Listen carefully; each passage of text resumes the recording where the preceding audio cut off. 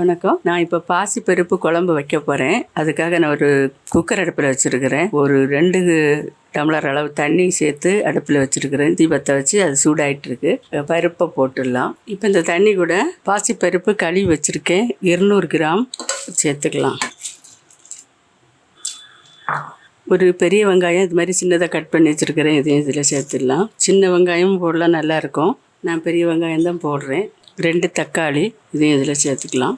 பூண்டு ஒரு 4-5 பூண்டு இதில் சேர்த்துக்கலாம். கொஞ்சம் கருவேப்பிலை சேர்த்துக்கிறேன். ஒரு 1/4 டீஸ்பூன் மஞ்சத்தூள், ஒரு 4 பச்சை மிளகாய் கட் பண்ணி வச்சுருக்கிறேன், அதையும் சேர்த்துடலாம். எல்லாம் சேர்த்துட்டு 2 விசில் போட்டு எடுத்துடலாம். ரொம்ப குழையாக வேகாமல் இருக்கணும்.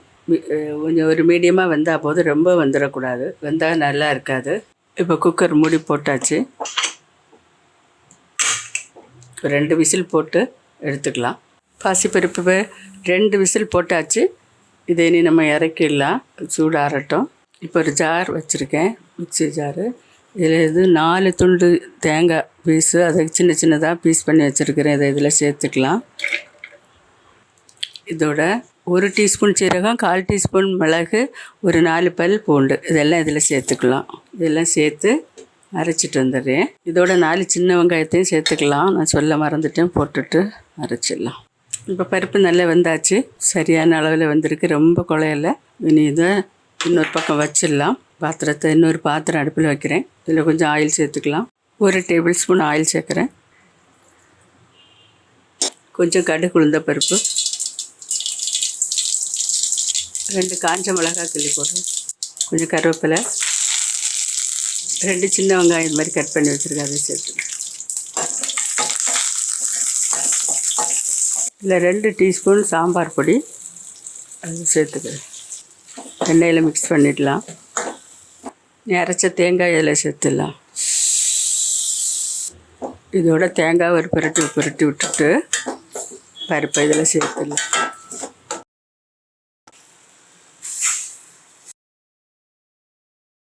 இதோட பருப்பை சேர்த்துடலாம்.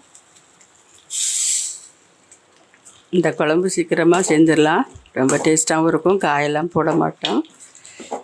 காய் போட்டால் முருங்கைக்காய் போடலாம். நான் போடலை. காய் போடாமலும் இது செய்யலாம். இதுக்கு தேவையான அளவு தண்ணி சேர்த்து உப்பு சேர்த்துடலாம்.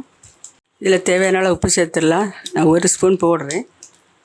தண்ணியும் சேர்த்துடலாம். 2 கப் அளவு தண்ணி சேர்க்குறேன்.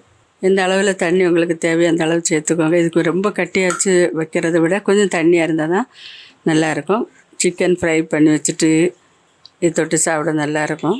அவியல் பொரியல் மாதிரி வச்சுட்டு கூட இந்த குழம்பு சாப்பிட்றதுக்கு ரொம்ப டேஸ்ட்டாக இருக்கும். வீட்டில் இது ஈஸியாக வர செய்யலாம். காய்கறி இல்லாத சமயத்துலேயே நம்ம இதை செய்யலாம். நான் கொஞ்சம் சாம்பார் தூள் சேர்த்துருக்கிறேன், நல்ல வாசமாக இருக்கும். இது இனி கொதிக்கணும். இதுக்கு இன்னும் கொஞ்சம் தண்ணி நான் சேர்த்துக்கிறேன். 1 ஸ்பூன் உப்பு சேர்க்குறேன். தேவையான அளவு தண்ணி சேர்த்துக்கிட்டேன். இனி கொதிக்கட்டும். இந்த குழம்பு இப்போ கொதிக்குது. கொஞ்சம் மல்லி இலை போடுறேன். கொஞ்சம் கருவேப்பிலை சேர்க்குறேன்.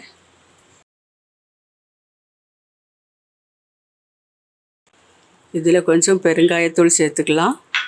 பெருங்காயத்தூள் சேர்க்குறேன்.